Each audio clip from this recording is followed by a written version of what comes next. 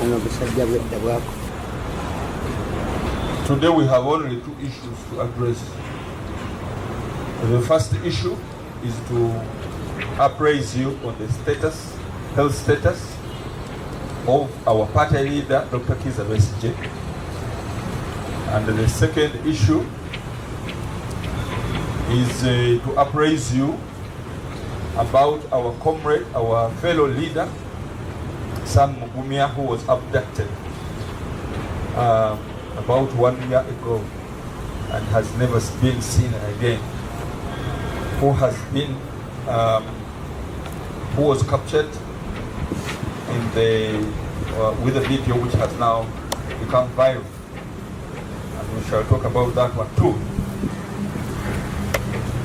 First of all, on Friday last week, the party leadership went to Mulago National Referral Hospital to see Dr. Kizza Besigye, the general.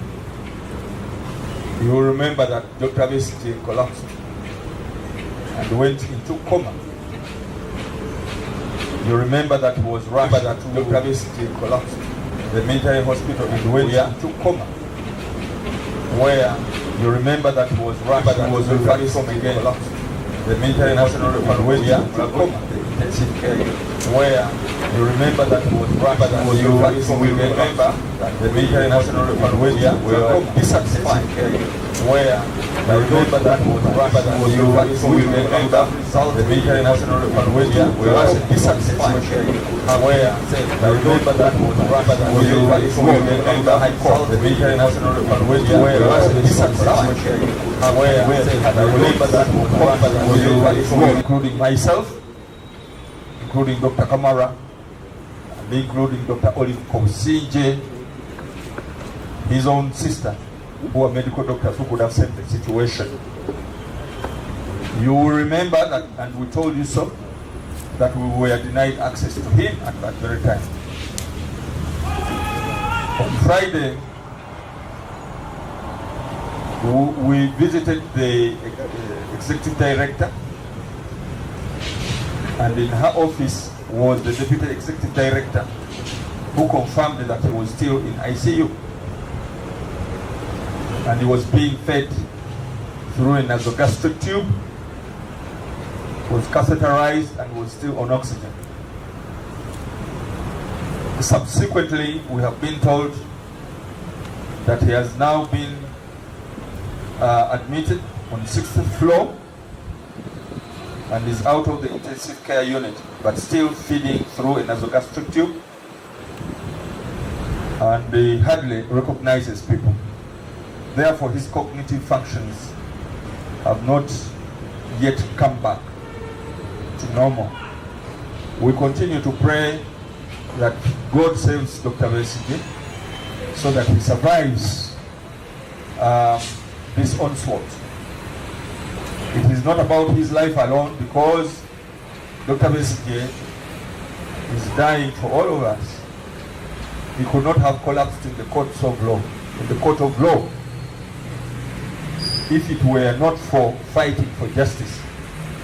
And the justice is fighting for is for all of us. Some people may think that this is just a treason case, but we are challenging the way courts are conducting their business. And Dr. Besigye and Obedi Lutale are doing a good job for all of us. There are many people out there who are being tried in various courts of law, including magistrates' court,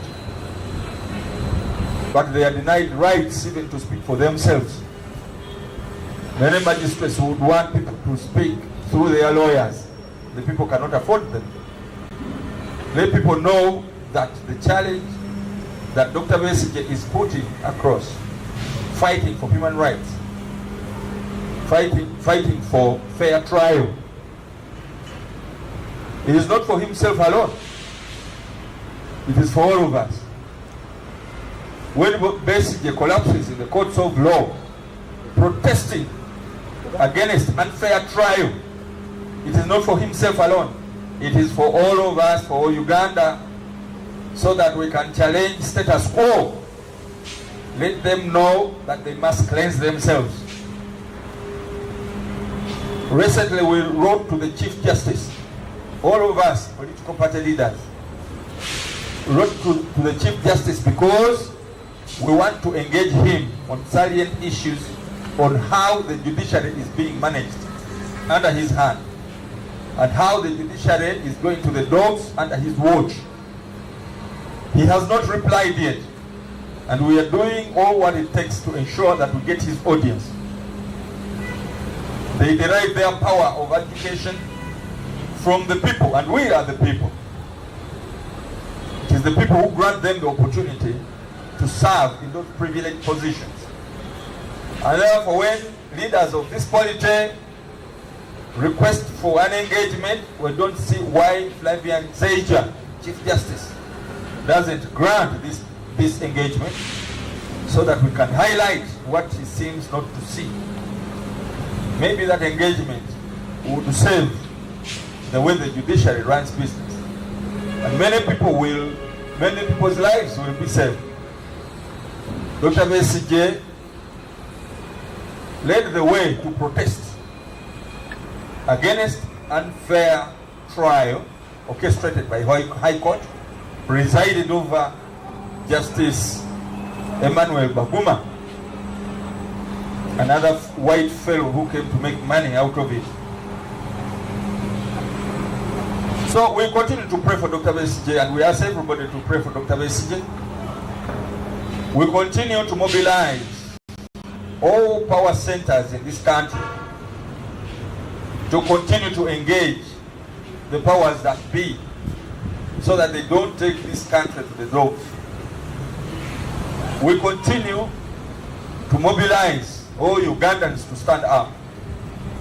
If at all you cannot talk about it, if at all you cannot fight it, then you should talk about it. If you cannot talk about it, then you should show that you hate the situation. But you cannot stay without, as if there is nothing that is happening. The second observation that we want to highlight is our gratitude that after about a year, we saw our comrade Sam Mugumya emaciated and in pain, suffering, but we saw him still alive.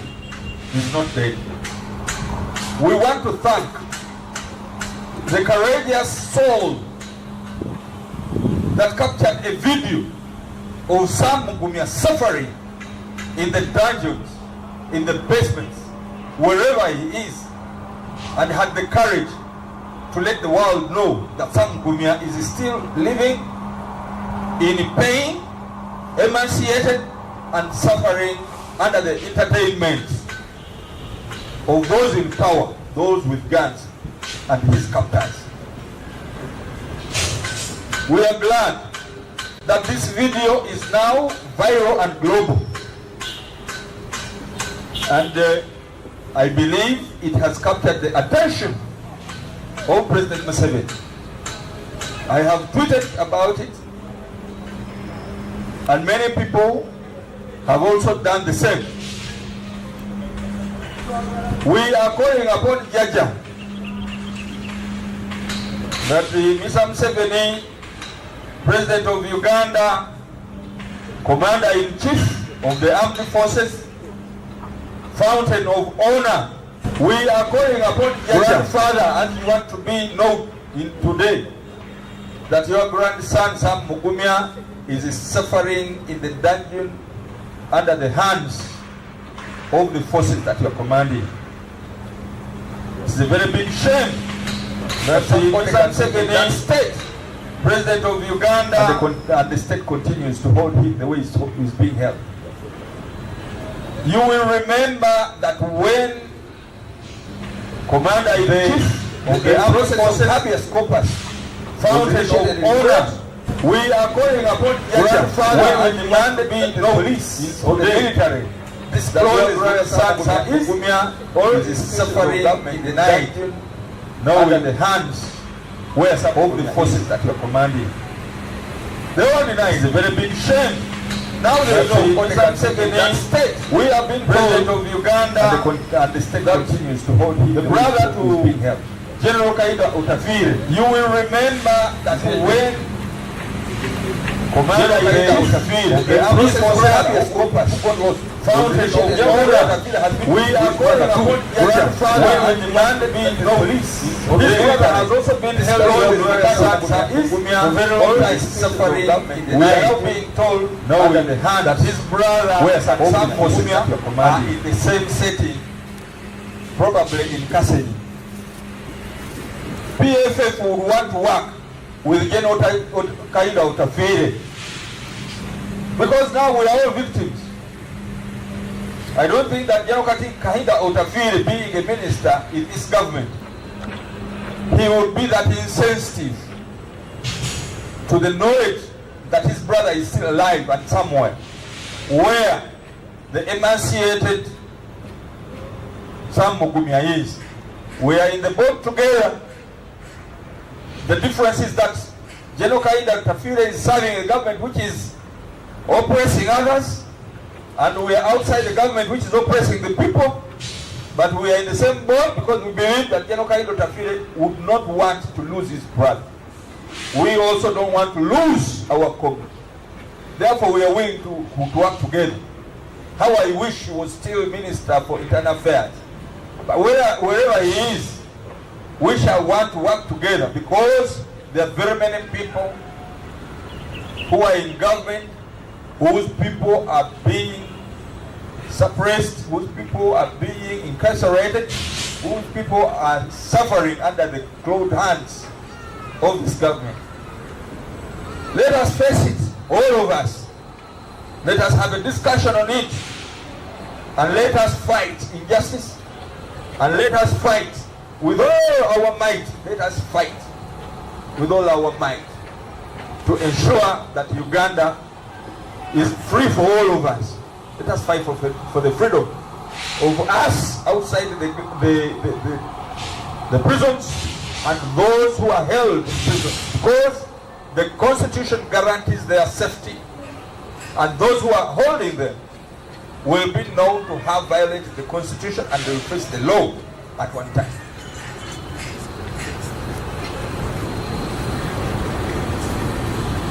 We want to thank the people of Kenya who have seen what is happening in Uganda and the world at large, including the UN Commission for Human Rights, which have come out to condemn what is happening in Uganda. Our campaign is not in vain, and we shall continue to talk. That is what we have in our church. What we have in our hands is our ability to communicate without fear, with courage. And then we must thank those who have come our way. Please fight on, because rights are global, and we must fight together to ensure that all countries are free. It should not stop at private individuals, persons who are concerned. Countries should be concerned. When Kenya was on fire with the Gen Z, we were all concerned. When Tanzania was on fire with the Gen Z, we were all concerned. So it should not be private individuals talking about this, but governments in this African community, in the region, should stand up and condemn what is happening here and act on it. Because condemnation is one thing, but acting on it through various meetings on human rights must be called, must be summoned, so that people are not repressed the way they are being repressed. We must thank the religious leaders who have come out. I remember Bishop Komeko was very clear. The cultural leaders who have come out. I remember the Kabaka of Uganda and Prince Nachibinge came up, and many others are silently working. When we wrote to Mufti Mubadje, the Mufti Mubadje, he said that our communication was forwarded to General Museveni. We were glad to hear that. The Mufti Mubadje also did something. We are waiting for an invitation to the Interreligious Council so that we can engage them as well, because we wrote to them too. And the cultural leaders will have something to discuss with you. And we are seeing President Museveni all over the country doing a few things to fix his integrity and also to fix his popularity, which is dwindling every day. It will not cease to dwindle because of these human rights abuses, because of the abduction, because of incarceration in the basement and suffering of Ugandans. People cannot forgive a government which does such things.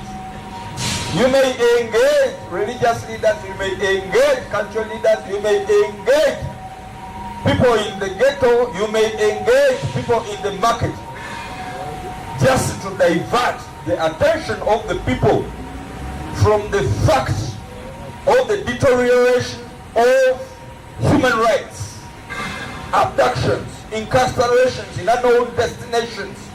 You will not divert our attention from those nefarious things which are being committed by this regime by mere engagement of cultural leaders, religious leaders, people in the ghetto, people in the markets, distributing money, and so on. We shall not be diverted. And we shall continue to campaign against what is happening. We shall continue to talk about what is happening. We shall not be diverted. Those diversions, do not accept those diversions. Members of the media, do not divert your attention from the abuse of human rights which is happening. Those diversions, don't allow. They may do something else to divert the attention of the people. Let me tell you, members of the Fourth Estate, at one point in time you had hundreds of dollars which were traveling through a truck arrested in Malaba. And before we concluded on who was trafficking that money, millions of dollars, then we had a certain Onyum who killed 4 children. And all our attention was diverted to that. And we left that subject not entertained and without a conclusion. And as we were talking about Onyum, who is still at large, we are now into abductions. Then you are now hearing this one is in the marketplace distributing money, causing excitement. They are causing diversions. The media should not be diverted. The subjects of the day is concerning all of us. Recently, the media was closed. The Nation Media Group. They are allowing them to come back. That should not cause just excitement. It took you, who are not even in the Nation Media Group, to fight for them by highlighting our fight for freedom of expression. Don't be diverted. Continue to converge the idea that we must fight for the rights of prisoners. We must fight for fairness in the judiciary. We must fight against the rot in the judiciary. We must fight against the militarization of the judiciary and the militarization of the police. That is where the fight is. The media should not be diverted. And we thank you for standing with us. May God bless you. Never, never, never surrender. Never, never, never surrender. Never, never, never surrender. Shall never, never, never surrender. Never, never, never surrender. We shall never, never, never surrender. Never, never, never surrender. Get on the steam. Never, never, never surrender. Never, never, never surrender. Never, never, never surrender. Abuse of the Constitution should stop. Stop, stop, stop, stop. You Stop, stop, stop, stop. Plan over Stop, stop, stop, stop. Stop, stop, stop, stop. With who? Stop. With Dr. Kizza Besigye, with Frank Tahiri, and Joel Wakahima.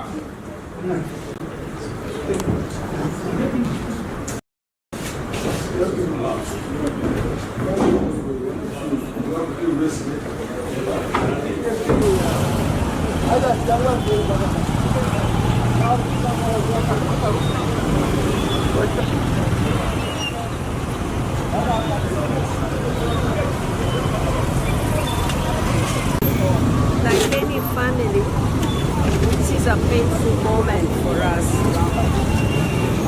My immediate concern is for his health, is for his life, for his recovery. I'm grateful to the doctors, the nurses, the medical professionals who are taking care of him. I hope that he will receive the care that he deserves, that is his right, without any interference, and that he will be given a chance to fully recover. Today I want to speak about three things: Dr. Besigye's health, his rights as a Ugandan citizen, and the importance of the rule of law. First, on his health. Every human life has equal value wherever you are in the world. Every patient deserves the care that is timely, that is professional, that is compassionate. Every patient, whatever anyone's political views are, it should never, never be that people are indifferent when life is at risk. I'm saying this. Whatever one's political views, when a life is at risk, there should be no indifference. My hope today is simple: that he recovers, regains his strength, and receives the care that every Ugandan deserves. Second, on his rights. Dr. Besigye is entitled to the rights guaranteed by the Constitution of Uganda. He has a right to life. He has a right to proper medical care. He has the right to a fair hearing in an independent and impartial court. These are not privileges. They are rights, and they are rights for every Ugandan, including Kizza Besigye. So, I have not come to ask for sympathy. No.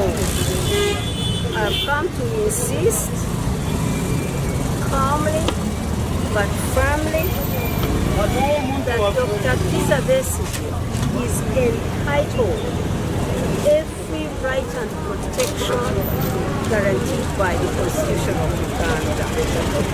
Nothing more, nothing less. That is his right as it is for every other Ugandan.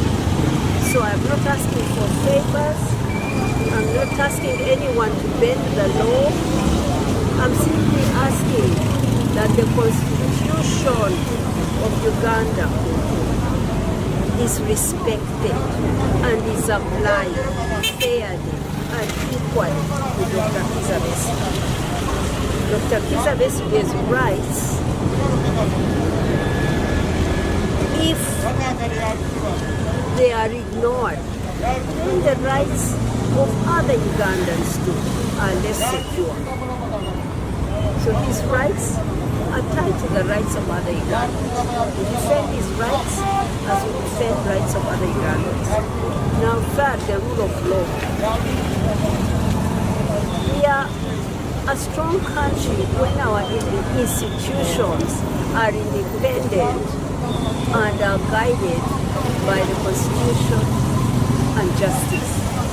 That is when we are at our strongest.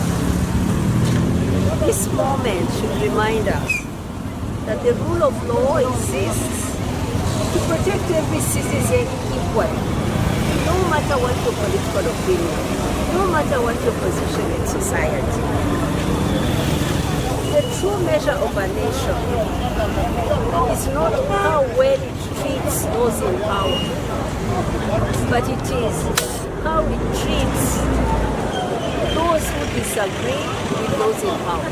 That's the real test of a nation, and we are failing that test as Uganda.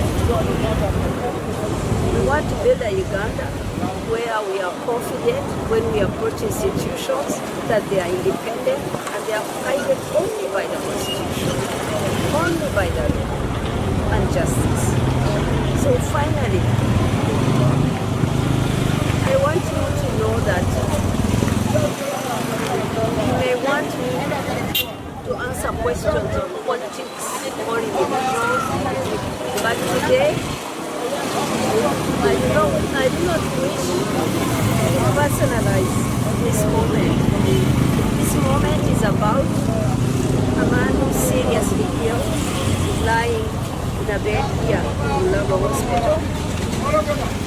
Today is a moment about protecting the human life. It's about ensuring that the constitutional rights of a citizen of Uganda are upheld, are respected. There will always be time for political debates, but there's no substitute for human life. There's no substitute for justice. There's no substitute for rule of law. So, my friends, I will take a few questions and I thank you so much. Dr. Arana MBS, did you see him? How is he? I did see him. My first impression was shock. I found him lying there asleep, but he's very drained. He looked very weak. He remained asleep for a long time. When he could open his eyes, he still cannot talk. He cannot talk. He just shakes his head and shakes his hands. He's not able to write. I tried to ask him to write a note to me, but his hands are not stable. He cannot write either. Today he has made some progress from what I have told, because today I was able to give him a little food, soft food to eat.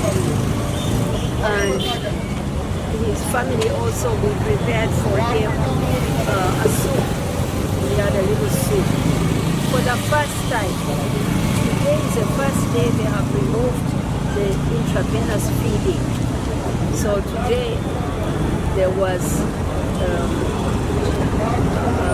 sense of progress, but he's coming from far. Still not in a good state, and he's still in a high dependency unit at the level. That's all I can say.